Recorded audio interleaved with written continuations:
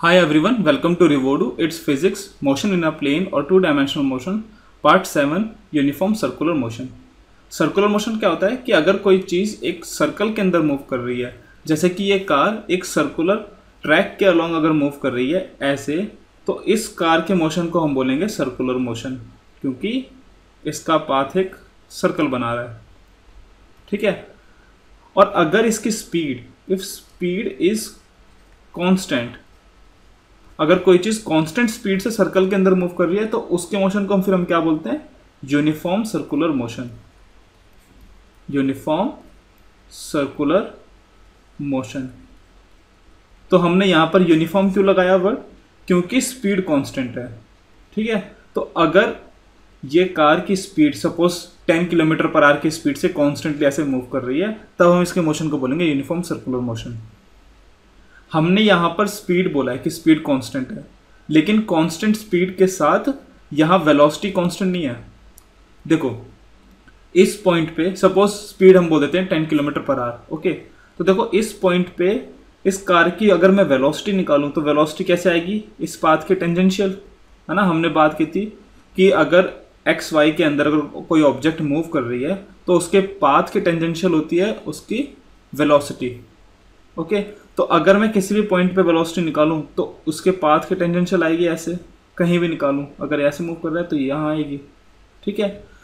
तो देखो हर पॉइंट पे इसकी वेलोसिटी डिफरेंट है ना। ये वेक्टर अगर ये 10 किलोमीटर पर आवर है और अगर ये भी 10 किलोमीटर पर आवर है, इनकी जो मैग्नीट्यूड है वो तो सेम है बट के डायरेक्शन अलग है।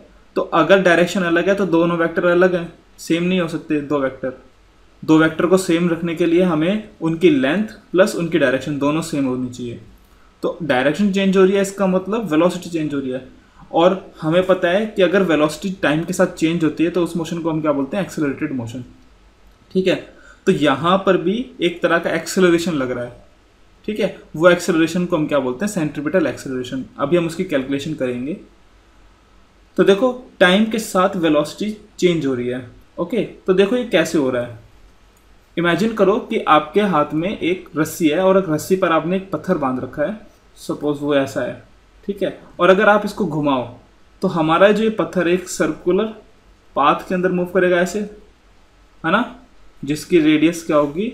ये length L of string. Okay, अब इसके अंदर ये घूम रहा है।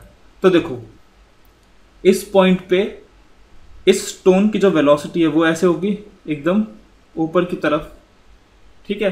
तो देखो ये पत्थर की वेलोसिटी अगर इस तरफ है तो ये क्या चाहेगा? ये ऊपर मूव करना चाहेगा, ये इस येलो लाइन पे इधर आना चाहेगा, लेकिन ये इस पे ना जाते हुए ये इस पे आ रहा है। ठीक है। तो कोई तो एक ऐसी चीज है जो इसको इधर से इधर लेके जा रही है ना। मतलब अगर हमारी वेलोसिटी इस डायरेक्शन में थी तो भाई यहां पर ये कैसे गया? इसका मतलब क्या है? इस डायरेक्शन में कोई एक्सेलरेशन है जो उसको ये डिस्टेंस मूव करा रही है। ओके, किसी भी पॉइंट पे देखो आप, अगर ऐसे वेलोसिटी थी तो इधर जाने के बजाय वो इधर आ रहा है, इसका मतलब यहां पर कोई एक्सेलरेशन है, तभी वो इसके बजाय इधर आ रहा है। ठीक है। तो देखो यहां पर तो आपकी स्ट्रिंग है, जो रस्सी है जो से बोल रही है कि भाई और इधर ना जाके वापस इधर आ, इधर ना जाके इधर आ। ठीक है। वो उसको खींच के रखी हुई है। ठीक है। इसके बारे में हम डिटेल से पढ़ेंगे लॉज ऑफ मोशन के अंदर। अभी हम काइनेमेटिक्स पढ़ रहे हैं तो फोर्स वगैरह पे नहीं जाते। तो देखो वेलोसिटी चेंज हो रही है क्योंकि उस पर एक एक्सेलरेशन लग रहा है। ठीक है। तो वो एक्सेलरेशन क्या है? उसे हम सेंट्रीपिटल एक्सेलरेशन बोलते हैं। तो वो कितना होता है हमें ये कैलकुलेट करना है। ठीक है। तो चलिए सेंट्रीपिटल एक्सेलरेशन का कैलकुलेशन करते हैं। तो सपोज ये किसी ऑब्जेक्ट का सर्कुलर मोशन का पाथ है। ठीक है। ये है सेंटर और रेडियस है आर। ठीक है। सपोज इस एकदम टॉप मोस्ट पॉइंट पर इस ऑब्जेक्ट की वेलोसिटी है v1 बोल देते हैं, v1 इस डायरेक्शन में, तो ये हो गया v1। ओके, और ये है रेडियस। ठीक है। तो हमें सर्कल की ये प्रॉपर्टी पता है कि अगर हम रेडियस ऐसे डालें और सर्कल के टेंजेंशियल अगर ये वेक्टर ऐसा डालें तो ये जो है ये परपेंडिकुलर होगा। ठीक है। थोड़े टाइम बाद ऑब्जेक्ट सपोज इधर आ गया तो अब वेलोसिटी इस पॉइंट पे किधर होगी? टेंजेंशियल, सपोज इस डायरेक्शन में, तो ये इसे हम बोल देते हैं v2 और ये भी इसके परपेंडिकुलर है। ठीक है। तो अगर मैं इस एंगल को बोलूँ डेल्टा थीटा, ये जो एंगल इसने कवर किया, और ये जो लेंथ इसने कवर की ना सर्कुलर लेंथ, इसको मैं बोल देता हूँ डेल्टा एल। ठीक है। तो देखो एक वेलोसिटी ऐसे थी, थोड़े टाइम बाद वेलोसिटी ऐसे हो गई, तो चेंज इन वेलोसिटी कितना हुआ। ठीक है। तो हमें इन दोनों वेक्टर का डिफरेंस निकालना है। मतलब एक वेक्टर है ऐसा v1 और एक वेक्टर है ऐसा v2। अगर मैं इसको उठा के इसके पास रख दूं तो ये जो वेक्टर आएगा ये आएगा डेल्टा v वेक्टर, है ना, होगा ना यही। क्योंकि देखो डेल्टा v क्या होगा, v2 माइनस v1, तो v2 कितना होगा डेल्टा v प्लस v1। ठीक है। तो v1 प्लस डेल्टा v, ये v2 वेक्टर। ओके। तो देखो एक्सेलरेशन किस डायरेक्शन में होता है, हमने जैसे बात की थी कि जो एक्सेलरेशन होता है उसकी डायरेक्शन चेंज इन वेलोसिटी की डायरेक्शन में होता है। तो अगर हमारा चेंज इन वेलोसिटी की डायरेक्शन ऐसे है तो एक्सेलरेशन की डायरेक्शन भी ऐसे ही होगी। ओके। तो देखो अगर मैं एक्सेलरेशन निकालूं तो वो क्या होगा, delta v bye delta t. तो ये तो आ गई हमारी एवरेज एक्सेलरेशन। अगर हमें इंस्टेंटेनियस एक्सेलरेशन निकालनी है, जो हम फिजिक्स में जो कि यूज़ करते हैं ज़्यादा, एवरेज एक्सेलरेशन नहीं करते, तो उसके लिए हम क्या करते हैं, limit delta t tends to 0, है ना, यही करते हुए आए हम। तो हमारी एक्सेलरेशन क्या होगी, एक्सेलरेशन होगी limit delta t tends to 0 delta v by delta t. Okay. Delta t जितना ज़्यादा छोटा होगा हमारा एक्सेलरेशन उतना ज़्यादा अच्छा आएगा। ठीक है। तो हमें कितना टाइम इंटरवल जितना छोटा हो सके उतना छोटा लेना है। तो if delta T is small, अगर डेल्टा टी स्मॉल है तो ऑब्जेक्ट कम डिस्टेंस कवर करेगा, मतलब ये डेल्टा एल कम होगा, और अगर डेल्टा एल कम होगा इसका मतलब ये जो डेल्टा थीटा ये भी कम होगा। तो if delta t is small then delta l is small, और अगर डेल्टा एल स्मॉल है तो इसका मतलब क्या है कि delta theta is small. Okay. तो डेल्टा थीटा स्मॉल है। ठीक है। हम इसके लिए सॉल्व कर रहे हैं अब। तो देखो अगर ऑब्जेक्ट इस सर्कुलर पाथ के अंदर मूव कर रहा था और इधर हमारी वेलोसिटी थी v1, ठीक है, तो अगर मेरा डेल्टा थीटा स्मॉल है तो मेरा जो v2 आएगा वो जस्ट इसके एकदम पास में होगा, है ना, v2 एकदम इसके पास में होगा, और ये जो डेल्टा थीटा है ये छोटा सा, ये भी बहुत छोटा होगा। ठीक है। तो देखो अगर मैं इन दोनों इस चीज़ को थोड़ा जूम करूँ, तो देखो अगर मैं जूम करके दिखाऊं तो कुछ ऐसी पिक्चर बनेगी। ठीक है। ये डेल्टा थीटा है और ये डेल्टा टी बहुत स्मॉल है, डेल्टा थीटा, ये रेडियस आर है, और ये दोनों वेक्टर वेलोसिटी वेक्टर है। और हमें ये पता है कि ये v2 इस r के परपेंडिकुलर है और ये v1 इस r के परपेंडिकुलर है। ठीक है। तो देखो अब इन दोनों वेक्टर के लिए जो चेंज इन वेलोसिटी आएगी वो इन दोनों के लगभग परपेंडिकुलर होगी, क्योंकि देखो v1 और v2 के बीच में जो एंगल है वो डेल्टा थीटा है ना, क्योंकि अगर ये परपेंडिकुलर है और ये परपेंडिकुलर है तो इन दोनों के बीच में एंगल थीटा है, और अगर एंगल थीटा है जो कि बहुत छोटा है तो v1 और v2 ऑलमोस्ट पैरेलल हैं। ठीक है। तो v1 और v2 लगभग एकदम सेम है, तो डेल्टा v जो आएगा, ये जो डेल्टा v होगा ये इन दोनों के परपेंडिकुलर होगा। अगर इन दोनों के परपेंडिकुलर में कोई चीज़ ले रहा हूँ तो वो कौन सी डायरेक्शन है, ये डायरेक्शन। इसका मतलब क्या है कि जो सेंट्रीपिटल एक्सेलरेशन है, ठीक है, limit delta t tends to 0 delta v by delta t, तो इस चीज़ की जो डायरेक्शन है वो सेंटर की तरफ आ रही है हर बार, है ना, क्योंकि बहुत छोटे टाइम के लिए ये दोनों ऑलमोस्ट पैरेलल हैं, और जो डेल्टा वी की डायरेक्शन वो इन दोनों के परपेंडिकुलर है, ऐसे इन दोनों के परपेंडिकुलर। तो इन दोनों के परपेंडिकुलर मतलब इन दोनों के परपेंडिकुलर क्या चीज़ है, ये लाइन, मतलब सेंटर की तरफ। इसलिए सेंट्रीपिटल की जो डायरेक्शन होती है, सेंट्रीपिटल एक्सेलरेशन की, वो कहाँ होती है, टूवर्ड्स सेंटर। तो अगर मैं AC की डायरेक्शन बोलूँ ये होती है टूवर्ड्स सेंटर। ठीक है। तो होपफुली आपको समझ में आ गया होगा। तो चलिए हर पॉइंट के ऊपर डायरेक्शन सेंटर की तरफ है, ये चीज़ तो होगी कंफर्म। अब हमें क्या बताना है कि ये है कितना भाई। ठीक है।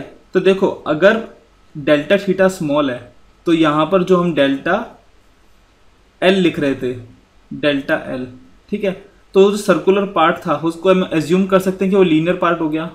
ठीक है। अगर हम बहुत छोटा एंगल लें तो जो सर्कुलर पार्ट है वो ऑलमोस्ट लीनियर पार्ट के बराबर होगा, अप्रोक्सीमेशन, ओके, तो देखो एक ट्रायंगल हम ये ले सकते हैं, है ना, एक ट्रायंगल हम क्या ले सकते हैं कि दो साइड ऐसे हैं जिसमें ये तो है डेल्टा एल, ये है थीटा और ये है आर और आर, ठीक है। और क्योंकि ये दोनों परपेंडिकुलर हैं इस आर के, इसका मतलब क्या है कि V1 और V2 में भी एंगल कितना है, थीटा, जस्ट अभी हमने देखा, ठीक है। तो अगर मैं इन दोनों को ज्वाइन कर दूं वेलोसिटी को, तो ये हो गया V1 और ये हो गया V2, और इन दोनों के बीच में एंगल है डेल्टा थीटा, ये डेल्टा थीटा है, ठीक है। तो ये साइड हमें पता लगानी है डेल्टा V, क्योंकि इस फॉर्मूले में हमें डेल्टा V डालना है, ठीक है। तो देखो ये ट्रायंगल और ये ट्रायंगल सिमिलर है ना, क्योंकि V1 इसके परपेंडिकुलर है और R ये दूसरा वाला जो आ रहा है उसके परपेंडिकुलर ये V2 है, और अगर इन दोनों के बीच में एंगल थीटा है तो इन दोनों के बीच में एंगल थीटा होगा, तो ये दोनों सिमिलर हैं। अगर ये दोनों सिमिलर हैं तो मैं ये लिख सकता हूँ कि delta L by r should be equals to delta V by V, ठीक है। ये V1 और V2 एसेंशियली एकदम ऑलमोस्ट बराबर होंगे, तो हम V लिख देते हैं, ठीक है। दोनों के लिए V1 बराबर होगा V2 के, इसे हम बोल देते हैं V, जो स्पीड है, क्योंकि थीटा स्मॉल है। तो यहां से मैं डेल्टा V की वैल्यू क्या लिख सकता हूं, V by r into delta L, ठीक है। तो हमारे डेल्टा V की वैल्यू ये आ गई। एक्सेलरेशन क्या था, एक्सेलरेशन था limit delta t tends to 0 delta V by delta t। डेल्टा V की वैल्यू मैं यहाँ से डाल सकता हूँ, तो limit delta t tends to 0 delta V की वैल्यू डालो V by r into delta L by delta t। V क्या है, स्पीड है, ठीक है। अभी हम यहाँ पर डायरेक्शन नहीं ले रहे क्योंकि हम डायरेक्शन सब सॉर्ट आउट कर चुके हैं। तो देखो ये है स्पीड, तो हम स्पीड को बाहर ले लेते हैं, रेडियस भी कांस्टेंट है, तो एक्सेलरेशन हो जाएगा V by r limit delta t tends to 0 delta L by delta t, ठीक है। तो देखो ये जो पार्ट है ये वाला डेल्टा L है, ठीक है। तो delta L by delta t, बताओ मुझे ज़रा क्या होगा, स्पीड होगी ना, है ना। मतलब यहाँ पर स्पीड क्या है कि डिस्टेंस अपॉन टाइम, ये डेल्टा L क्या है, डिस्टेंस, और डिवाइड बाय डेल्टा t, तो delta L by delta t क्या होगा, स्पीड, ठीक है। तो हम एक्सेलरेशन क्या लिखेंगे, ये चीज़ हो जाएगी v, तो हम लिख सकते हैं v into v by r या फिर v स्क्वायर बाय आर। तो सेंट्रीपिटल एक्सेलरेशन कितना होता है, v square by r, okay. तो अगर हम इसको छोटा छोटा करते रहें, डेल्टा थीटा को जितना छोटा करेंगे तो अल्टीमेटली क्या पिक्चर बनेगी कि अगर ये सर्कल है हमारा, ये सर्कल है, तो किसी भी पॉइंट पे अगर वेलोसिटी ऐसे है, ठीक है, तो एक्सेलरेशन कहाँ होगी, नीचे। तो अगर ये v से मूव कर रहा है तो नीचे की तरफ एक्सेलरेशन कितना होगा, v स्क्वायर बाय आर, ठीक है। तो ये चीज़ आप याद रखना, किसी भी पॉइंट पे एक्सेलरेशन कहाँ होगा, सेंटर की तरफ, और वेलोसिटी कहाँ होगी, टेंजेंशियल, ठीक है। तो देखो अगर हमारा कोई पार्टिकल ऐसे सर्कुलर पाथ के अंदर मूव कर रहा है, तो सपोज किसी पॉइंट पर अगर वो इधर था किसी पॉइंट ऑफ टाइम में, ठीक है, बाद में वो इधर आ गया, ओके। तो देखो इनिशियली वो ऐसे था, बाद में वो ऐसे आ गया। तो देखो ये जो इसने डेल्टा L कवर किया, ये तो क्या है, लीनियर डिस्टेंस एक तरह का, ठीक है, डिस्टेंस है ना, ओके। तो डेल्टा L तो है डिस्टेंस जो किसी ऑब्जेक्ट ने कवर किया, लेकिन इतने में जिसने एक एंगल भी कवर किया है, ठीक है, ये डेल्टा थीटा। तो इस डेल्टा थीटा को हम क्या बोलते हैं, एंगुलर डिस्टेंस, ये है एंगुलर डिस्टेंस, ओके। तो देखो डेल्टा L को हम लिख सकते हैं, अगर ये रेडियस r है, r इंटू डेल्टा थीटा, है ना, क्योंकि आर्क लेंथ क्या होता है, रेडियस इंटू थीटा। तो डेल्टा L को मैं लिख सकता हूँ r डेल्टा थीटा। अगर मैं इन दोनों को डेल्टा t से डिवाइड कर दूं तो ये लिख सकता हूँ मैं delta L by delta t equals to r delta theta by delta t, है ना। ये चीज़ क्या है, डेल्टा बाई डेल्टा t, ये है इसकी स्पीड, ऑब्जेक्ट की जो मूव कर रहा है, तो इसे हम लिखेंगे v, लीनियर स्पीड है, और ये होगा r delta theta by delta t। अब ये देखो delta theta by delta t, delta theta हमने बोला है कि ये एक एंगुलर डिस्टेंस है, तो डिस्टेंस अपॉन टाइम ये भी एक तरह का स्पीड होता है। तो देखो delta theta by delta T को हम एक नई क्वांटिटी से रिप्रेजेंट करते हैं। Delta theta by delta T को हम एक नई क्वांटिटी से रिप्रेजेंट करते हैं जिसे हम बोलते हैं एंगुलर स्पीड। ठीक है, एंगुलर स्पीड, और जिसको हम ओमेगा से रिप्रेजेंट करते हैं। ओमेगा डब्ल्यू जैसा होता है, बस थोड़ा घुमाया हुआ होता है। ठीक है, तो हम इस delta theta by delta T की जगह क्या यूज़ करेंगे? ओमेगा, जिसको हम बोलते हैं एंगुलर स्पीड। तो मैं v को लिख सकता हूँ r इंटू ओमेगा।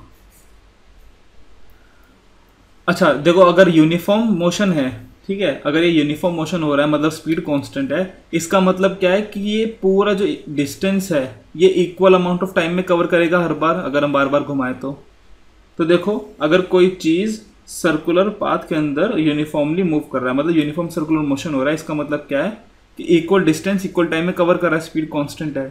तो अगर हम पूरे पूरे रेवोल्यूशंस लें, तो अगर एक कंप्लीट रेवोल्यूशन के अंदर टाइम लग रहा है t, उसे हम बोलते हैं टाइम पीरियड। ठीक है, तो देखो एक बार घूमने में हम कितना एंगल कवर कर रहे हैं? 2 पाई। तो एंगुलर डिस्टेंस एक कंप्लीट रोटेशन में कितना हो गया? 2 पाई रेडियंस। ठीक है, सपोज स्पीड है ओमेगा, एंगुलर स्पीड, और एंगुलर स्पीड है ओमेगा। तो हम टाइम निकाल सकते हैं, ये जो टाइम पीरियड है कि एक बार घूमने में कितना टाइम लग रहा है। तो हम इसे बोलेंगे t इक्वल्स टू डिस्टेंस कितना है? 2 पाई डिवाइडेड बाय ओमेगा। तो ये है टाइम पीरियड और एंगुलर स्पीड का फॉर्मूला। तो मैं इसको लिख सकता हूं omega equals to 2 pi by t. ठीक है, तो अगर पूरे 2 पाई के अंदर अगर हमें टाइम t लग रहा है तो हम एंगुलर वेलोसिटी ऐसे निकालेंगे। ओके, तो टाइम पीरियड क्या है? टाइम पीरियड कि भाई एक पूरे रेवोल्यूशन में कितना टाइम लग रहा है। सपोज 10 सेकेंड लग रहे हैं, ठीक है, लेकिन अगर आपसे पूछा जाए कि एक सेकंड में कितने रेवोल्यूशंस कर रहा है, तो हम वो क्या करते हैं? देखो इस केस के हम बोलेंगे कि 1/10 रेवोल्यूशन एक सेकंड में कर रहा है। ठीक है, तो हम उस चीज़ को क्या बोलते हैं? फ्रीक्वेंसी, कि कितने रेवोल्यूशंस कर रहा है एक सेकंड में। ठीक है, फ्रीक्वेंसी मतलब नंबर ऑफ रेवोल्यूशन पर सेकंड। ठीक है, तो इस एग्जांपल से देखा हमने कि ये होता है 1/t। तो हम फ्रीक्वेंसी को डिनोट करते हैं ऐसे, इस लेटर से, और ये होता है 1/t। तो मैं ओमेगा की जगह क्या लिख सकता हूँ? ओमेगा था 2 पाई बाई टी, मैं इसको लिख सकता हूँ 1/t होता है फ्रीक्वेंसी, तो 2 पाई फ्रीक्वेंसी। ओके, तो आप ये फॉर्मूला भी यूज़ कर सकते हैं। याद रखना फ्रीक्वेंसी का मतलब क्या है? नंबर ऑफ रेवोल्यूशंस पर सेकेंड, और टाइम पीरियड का मतलब क्या है कि एक रेवोल्यूशन में कितना टाइम लग रहा है। ओके, तो चलिए कुछ क्वेश्चंस करते हैं। तो क्वेश्चन क्या है? A car completes 5.5 revolutions of a circular track in 3 minutes. Radius of the track is 100 metre. Find linear speed, angular speed, centripetal acceleration, time period and frequency. ठीक है, तो इन इंफॉर्मेशन से हमें ये सारी चीज़ें निकालनी है। ओके, बहुत ही सिंपल क्वेश्चन है। देखो, नंबर ऑफ रेवोल्यूशंस कितने हैं? 5.5, यानी 5.5 लिख लेते हैं। और टाइम टेकन कितना लग रहा है? टाइम टेकन है 3 मिनट्स या फिर 180 सेकेंड्स। ओके, तो देखो फ्रीक्वेंसी क्या होती है कि एक सेकंड में कितने रेवोल्यूशंस लिए। ओके, तो देखो हम अगर फ्रीक्वेंसी निकालेंगे तो हमें बताना है कि एक सेकंड में कितने नंबर ऑफ रेवोल्यूशंस हैं। तो अगर 180 सेकेंड्स के अंदर रेवोल्यूशंस हैं 5.5, तो एक सेकंड में कितने रेवोल्यूशंस होंगे? 5.5 डिवाइड बाय 180। ठीक है, तो हम फ्रीक्वेंसी क्या लिखेंगे? 5.5 डिवाइडेड बाय 180। सॉल्व नहीं करो, बस देखो कैसे आ रहा है। ठीक है, मैंने डेटा रैंडम लिया है तो पूरा सॉल्व करने की ज़रूरत नहीं है। ओके, तो एक सेकंड में, अच्छा देखो फ्रीक्वेंसी की यूनिट क्या होती है? मैंने यूनिट नहीं बताई। फ्रीक्वेंसी होता है 1/टाइम, टाइम की यूनिट होती है सेकंड, तो फ्रीक्वेंसी की यूनिट क्या होती है? पर सेकंड। ओके, तो यहाँ पर हम क्या लिखेंगे? पर सेकंड। और 1/t होता है फ्रीक्वेंसी, इसका मतलब क्या होगा? टाइम पीरियड कितना होगा? 1/फ्रीक्वेंसी। है ना। तो मैं लिख सकता हूँ 180 डिवाइड बाय 5.5, तो यह आएगा हमारा टाइम पीरियड। तो टाइम पीरियड आ गया 180 डिवाइड बाय 5.5 सेकेंड्स। ठीक है, यहाँ से आप एंगुलर स्पीड कैसे निकालेंगे, 2 पाई बाय टी होता है ओमेगा, तो यहाँ से ओमेगा आएगा हमारा 2 पाई 2 इंटू 3.141 डिवाइडेड बाई ये 180 बाई 5.5, तो यहाँ से आ गया आपका ओमेगा। ठीक है, अगर हमारे पास ओमेगा आ गया तो लीनियर स्पीड क्या होती है, रेडियस इंटू ओमेगा, ये होती है लीनियर स्पीड। तो यहाँ से हम लीनियर स्पीड क्या लिख सकते हैं, वेलोसिटी होगा 100 इंटू ओमेगा, ओमेगा यहाँ से आ गया। और अगर हमारे पास ये आ गया तो देखो सेंट्रीपिटल एक्सेलरेशन को मैं क्या लिख सकता हूँ, सेंट्रीपिटल एक्सेलरेशन होता है v² बाय r, वेलोसिटी को मैं क्या लिख सकता हूँ, r इंटू ओमेगा, तो r omega whole square divide by r, तो यहाँ से मैं लिख सकता हूँ ओमेगा स्क्वायर r।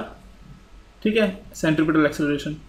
तो अगर हमें ओमेगा पता है तो सेंट्रीपिटल एक्सेलरेशन क्या हो गया, 100 इंटू ओमेगा स्क्वायर, ओमेगा हमने यहाँ निकाल लिया।